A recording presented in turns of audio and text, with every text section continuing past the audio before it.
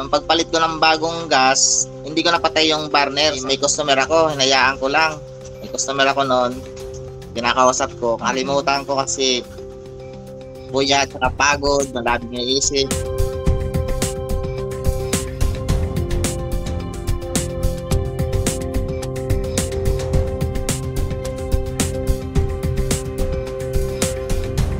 Kala ko doon sa tangke, humisingaw.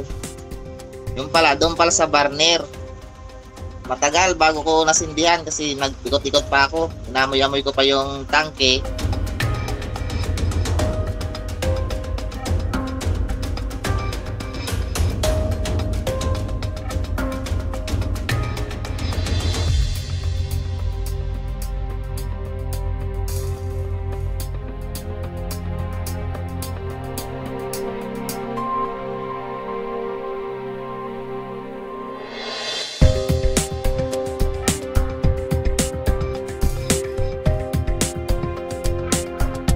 Buti ka, may ano po ako noon, may sombrero, tapos ano, nakailag agad ako. Kaya ano, talsikan no, sobrang ano, dito, kasi nakaganon ako, dito lang siya, wala sa muka, wala sa kilay. Pero kung tumagal pa yun ng siguro mga 1 oras, sunog ang ano ko ng katawan, lahat.